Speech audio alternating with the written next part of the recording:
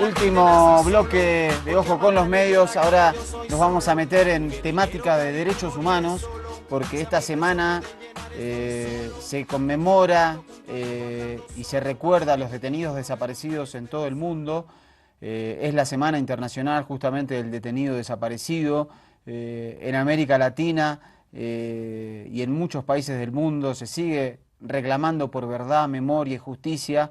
Esto es un reclamo que no tiene fin, que no debe parar. Los crímenes de lesa humanidad que se han cometido en nuestro continente, desde Guatemala, México, hasta la Argentina, durante las dictaduras militares, básicamente con el impulso de Estados Unidos, su Escuela de las Américas y el Plan Cóndor, han dejado cientos de asesinados, torturados, desaparecidos, detenidos, muchísimos de ellos que no han retornado y por eso se sigue reclamando justicia. Muchos de los militares y civiles responsables de crímenes de lesa humanidad, de genocidios, continúan caminando libres por las calles. Ojo con los Medios quiere ser un espacio en el cual las denuncias de derechos humanos, los reclamos de memoria, verdad y justicia sigan vivos.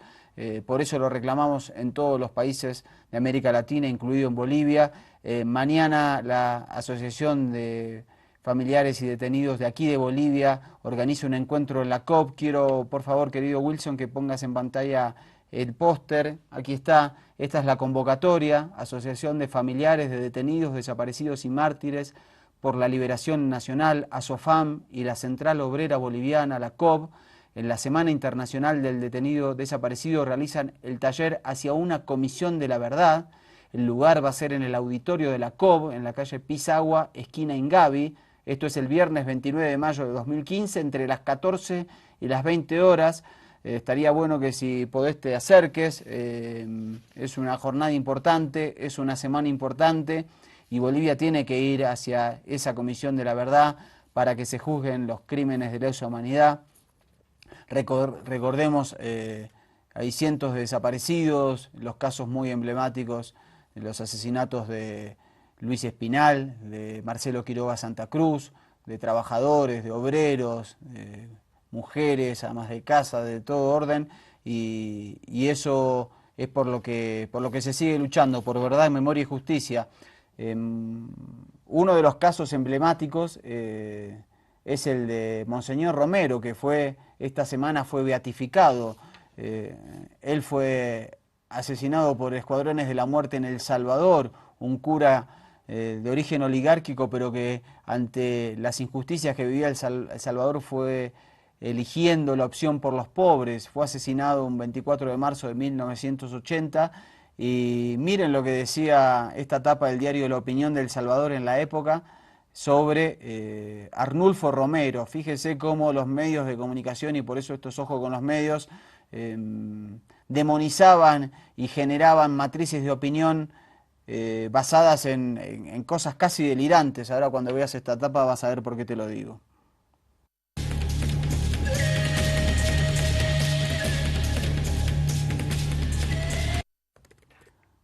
Miren, ahí vemos el diario La Opinión. Harán exorcismo a Monseñor Romero. Preocupan actitudes sospechosas del arzobispo. Piden por salvación de su alma.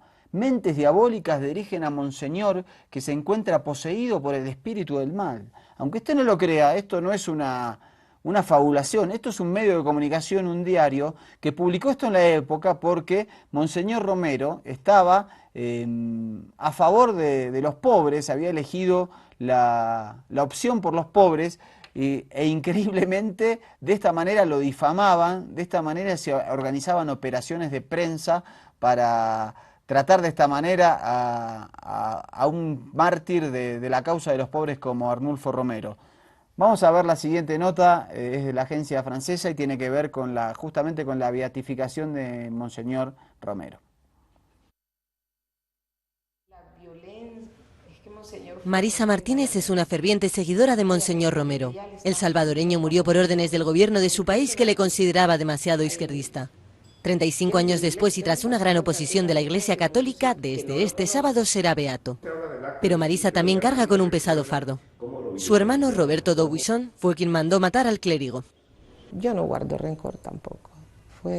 Si Monseñor estoy segura ha perdonado esto, pues perdonado, yo lo perdono. Sin embargo, como nadie ha pedido perdón, ¿verdad? Más bien niegan que participaron en ello. El cuerpo del arzobispo yace en esta cripta de la capital del país. Quien al principio fuera un párroco discreto y conservador se terminó convirtiendo en el defensor de los pobres en los años 70, denunciando así la represión del gobierno. El 24 de marzo de 1980 fue asesinado mientras oficiaba misa en la capilla de este hospital. Su muerte encendería la mecha de inicio de una guerra civil que duró 12 años. La directora del hospital recuerda el impacto cuando escuchó la noticia en la radio. Ya vivíamos un momento de violencia, de tristeza, de inseguridad. Y con la muerte de Monseñor, sin saberlo, se sentía un ambiente inexplicable, como de desolación, de tristeza. La beatificación de Romero estuvo paralizada durante décadas por las facciones más conservadoras de la Iglesia Católica, algo que cambió con la llegada al trono de San Pedro del Papa Francisco. Nadie fue condenado por el asesinato, aunque la Comisión de la Verdad de la ONU señaló a los culpables. Algunos, como el defensor del pueblo en el país, señalan que el gobierno se esconde tras las leyes de amnistía. Eso es una posición, me parece, que no tiene asidero jurídico suficiente y que me parece más una posición política de los operadores del sistema de justicia y de los fiscales generales de favorecer la impunidad en el caso de Monseñor Romero. Conocido como la voz de los sin voz, Romero ha dejado un poderoso legado a lo largo de toda América Latina. Con su beatificación queda a solo un paso de convertirse en santo, pero la justicia por su asesinato puede tardar más. Bueno, y 2 días antes, por grupos paramilitares, aquí en Bolivia, supuestamente ordenados por García Meza y Arce Gómez, fue torturado, salvajemente torturado Luis Espinal, quien también era un cura de los pobres, cineasta, crítico de cine, quien estuvo al lado de las luchas obreras mineras, junto a las mujeres que hicieron la huelga de hambre contra la dictadura de Banzer, un tipo impresionante que también merece el trato de Arnulfo Romero y te merece ser santificado. Acordate, viernes 29 de mayo, de 14 a 20 horas, en el auditorio de la COB. La SOFAM y la COB van a hacer un taller para que se imponga una comisión de la verdad aquí en Bolivia. Esperemos que así sea. Estás convocado y nos despedimos con esta autobiografía de Lucho Sanpueblo de Luis Espinal, donde él mismo cuenta su historia de vida. Son unos minutos largos, los vamos a dejar hasta que nos vayamos. El gusto de saludarte, mi nombre es Mariano Vázquez, esto es Ojo con los Medios y verdad, memoria, justicia. Nací en 1932, en Manresa, una ciudad pequeña. En aquel momento tenía 45.000 habitantes. Ahora debe tener más, por supuesto.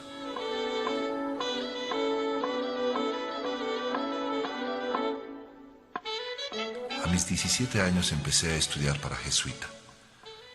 Dentro de los jesuitas hice estudios de literatura clásica, la literatura que ahora me resulta completamente inútil. Más tarde, en una universidad eclesiástica, en la Facultad de San Francisco de Borja, en Sant Cugat de Vallès, Barcelona. Estudié de 1955 a 1956, un año. Estudié filosofía y obtuve una licenciatura con la tesis. El título, El problema del mal. En 1964 estaba ya metido en el cine, en la biblioteca de Delmiro de Aralt. Allí leí intensamente todo lo clásico que se había escrito sobre cine. Eisenstein, Pudovkin, Kakawa, De Siga, Bertov, etc. Antes de irme a estudiar cine a Bérgamo, en Italia, había hecho un recorrido por otras escuelas de cine en Europa. Estuve en la Escuela Oficial Madrid. La verdad no me interesó. Colaboré en calidad de crítico cinematográfico en la revista Resena, que se edita en Madrid. Continué colaborando hasta 1968. Al terminar el trabajo en Bérgamo, volví a España, sin otra perspectiva que presentarme en la televisión y pedir trabajo. Adicionalmente fui miembro de dirección de varios cineclubs.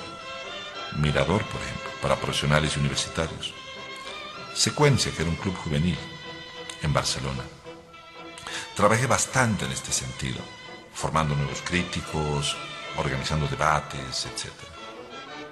Fui también responsable de los medios de comunicación social para los jesuitas de Cataluña.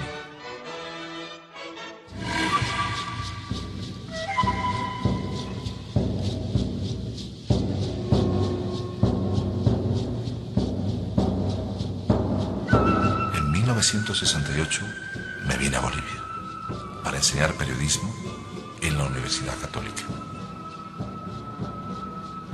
Ya me había interesado antes del tercer mundo. Yo sabía que se estaba instalando la televisión en Bolivia. Cuando Genaro Prata fue a España y escuchó hablar de mi interés por ir a Bolivia, me buscó. Y me propuso esto de la Universidad Católica. Esa fue mi tarea básica durante los 2 años. Mientras tanto, escribía críticas de cine. Participaba en cineclubs. El cargo que ocupaba en la U Católica era de subdirector del Instituto Superior de Ciencias y Técnicas de la Opinión Pública X. Entre 1970 y 1971 fui guionista, realizador y productor de los programas semanales de televisión, Los Grandes Momentos de la Historia del Cine, y también Actualidad Cinematográfica. También traté de hacer un programa que se llamaba Atalaya, pero que alcanzó solo un número. Se trataba de un semanario informativo. No duró más porque surgieron problemas, llamémosle de financiación. Simultáneamente, ¿cómo no ocuparme de En Carne Viva? Programa pequeño, sin el suficiente presupuesto, pero que quise orientar de una manera similar a Cuestión Urgente. Pero habían serios problemas económicos. Todo se rodaba en negativo y jamás veíamos un filme copiado. Su difusión en televisión se hacía en negativo, invertido en el tubo de la televisión. Hicimos 6 o 7 números de estos. Por ejemplo, hablamos de la prostitución, la droga, la violencia, etc. Y justamente fue por este último que nos echaron de la televisión boliviana. En 1971 estuve también como codirector de Radio Fides. Tuve ese cargo justo el 21 de agosto, en que Banzer dio su golpe de Estado. Y recuerdo que describía en ese momento el golpe de Banzer. Lo hice en catalán. Des que sóc a aquest país no hi ha hagut cap govern que hagi durat un any. A l'agost, en concret a la pau el dia 21, els estudiants armats i també els miners es van enfrontar amb l'exèrcit. Cap a la 1 de la matinada, jo juntament amb un company meu, el pare Alegre, vam anar fins i tot al dipòsit de cadàvers, a veure els morts, a veure si trobàvem la nostra gent de casa. Otro programa que hice sobre los estrenos semanales se llamaba Recordando Films, a partir de una música de cine cualquiera. Trabajé también en ese tiempo en Última Hora, como articulista de la página editorial. Fue del 71 al 74. Desde 1968 hasta la fecha, no he dejado de hacer mis comentarios semanales en Presencia, sobre los filmes que se estrenan en La Paz. Desde entonces también he dado muchos cursillos de cine. ¿Qué debe hacer la crítica de cine en Bolivia? Tengo una concepción liberal de la crítica. Hago la suposición que mis críticas se leen después que las películas comentadas se han visto. Hay mucha gente que me acusa que mis críticas son excesivamente politizadas, que hablo más de política que de cine.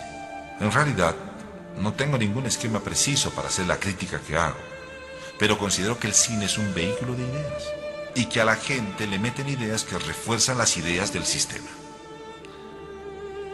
Yo creo que la función de la crítica es ayudar al espectador a mostrarle ciertos contenidos implícitos que lo bombardean constantemente.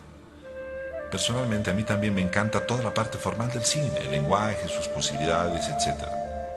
Me maravilla y me sorprende que estemos todavía en el lenguaje verbal y que no se haya descubierto aún la importancia de la imagen aquí.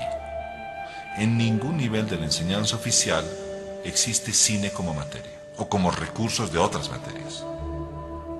Por lo menos con todo el trabajo que se ha venido realizando en estos años, hemos logrado que el cine sea considerado con seriedad.